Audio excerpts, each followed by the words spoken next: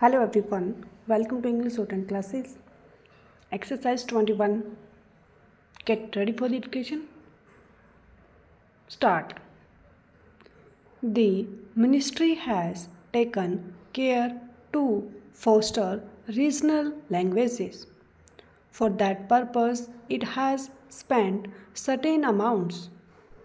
But with that meager amount, they cannot expect to develop all the regional languages which are recognized in our constitution.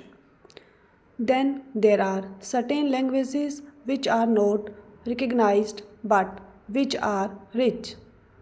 Some amount should be spent for their development also. The Sahitya Academy is a national academy of letters. It has to work for all the Indian languages. In addition, they have to do work in Tibetan and other foreign languages also.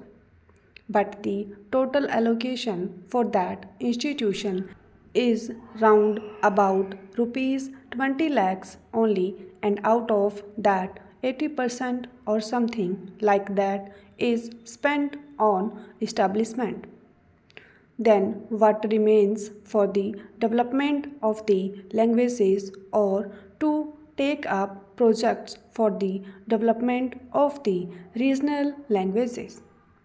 Therefore, I would urge upon the minister to take a special note of it if he is really desirous that the regional languages should be developed and give assistance and encouragement to the voluntary organizations and more particularly to the Sahitya Academy.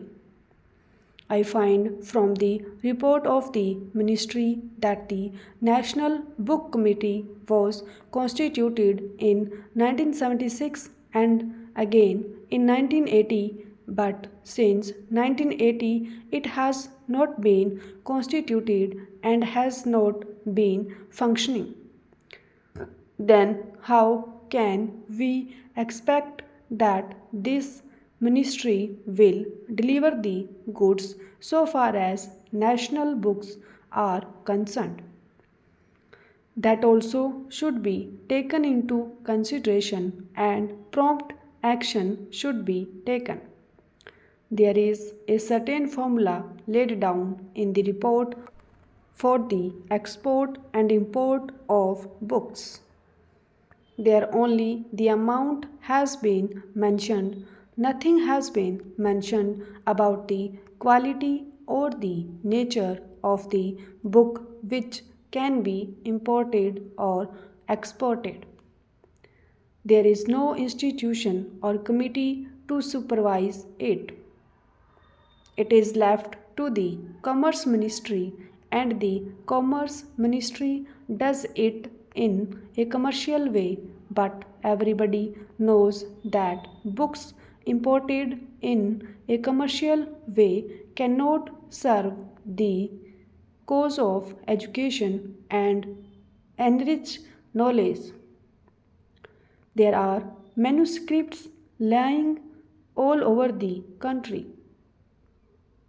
There is a saying in respect of Greek that what has been published in a language is only 1/10 of what exists. So far as Sanskrit and other regional languages are concerned, what has been published is only 1 to 20th of the manuscripts lying all over the country. So far as education is concerned, we are entering a new phase. Our Prime Minister has declared the new education program, which has been accepted by the nation and is being implemented in various spheres. I would request the Minister here to devise ways and means for the involvement of the teachers and students in the speedy implementation of this program. Let me say that on education depends not only our future but even our survival. I do not think we have realized this obvious truth, but sometimes even an obvious truth has to be repeated.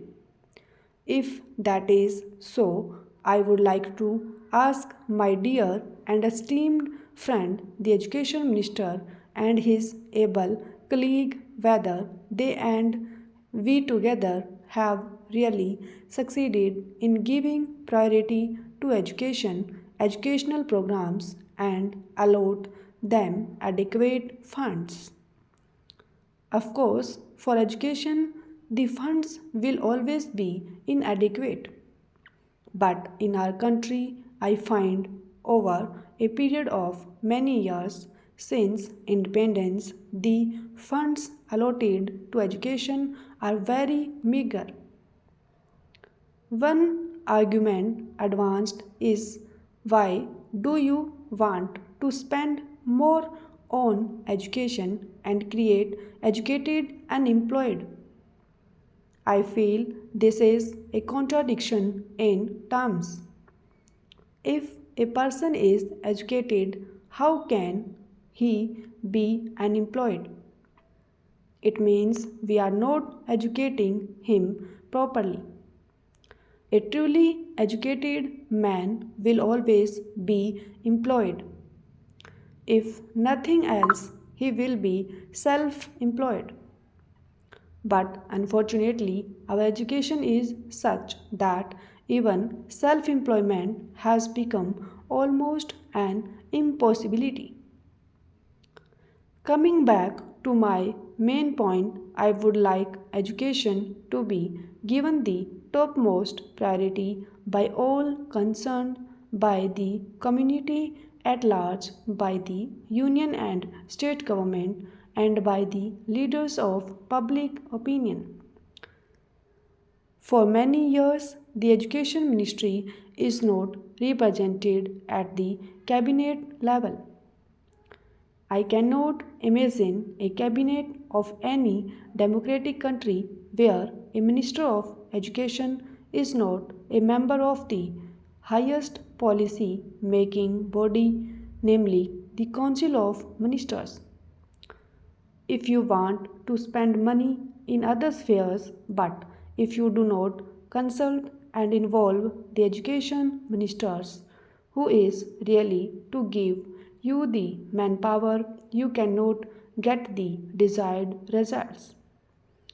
You may have all economic programs, you may have all other developmental projects, but if you do not have the educated men to manage the various projects, you are not going to have real progress or development in the country. Therefore, I feel that as long as the education minister is not a member of the cabinet and he is not a part of the council of ministers, I do not think any effort at discussing these points in this august house will be of much significance. Stop.